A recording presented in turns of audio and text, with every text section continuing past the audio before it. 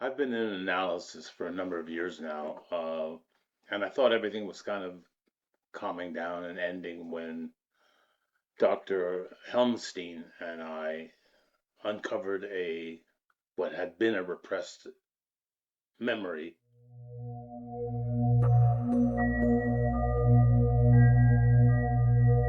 and that revelation has been substantiated in a funny way by two films.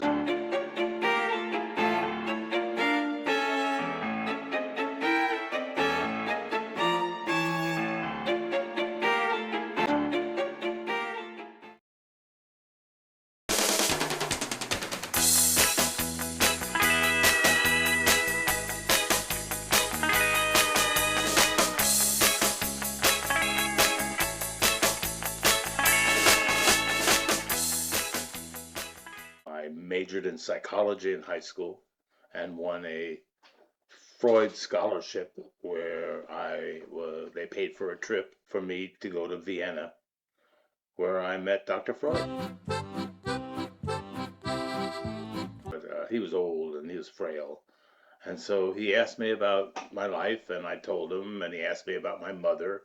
And then he delved further into that and delved further into that and said to me at the end of our time, he said, "Well, this is all about your mother. She was in love with you." Well, I said, "Doctor, I think you may be confusing me with another patient. My relationship with my mother is fine." He says, "What about the sex?" And I said, "Excuse me?" And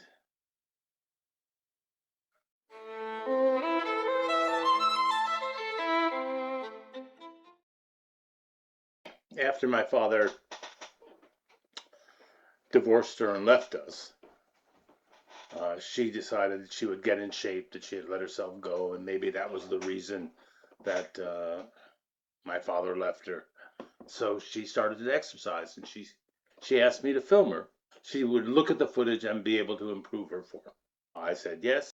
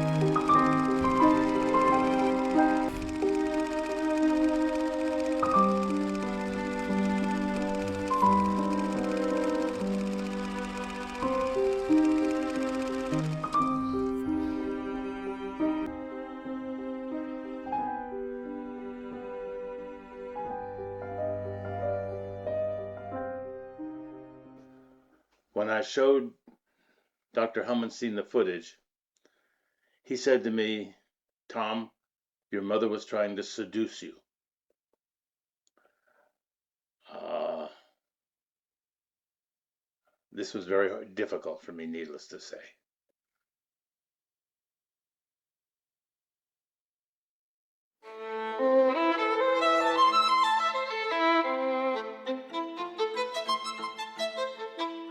It's alarming in many ways. It's loving in many ways.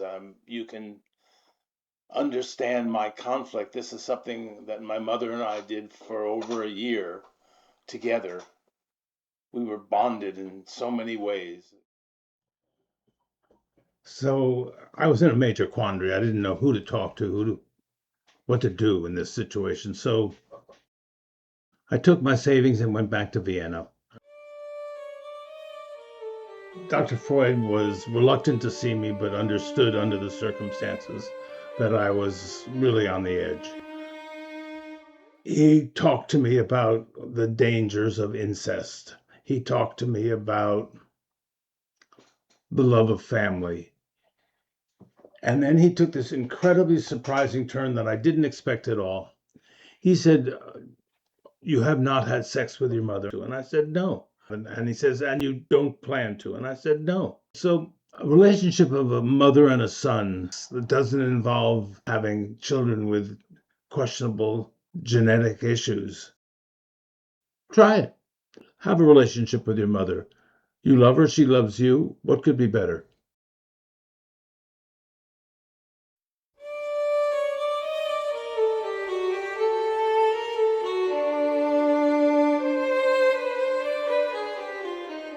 I could see that my son was in trouble psychologically.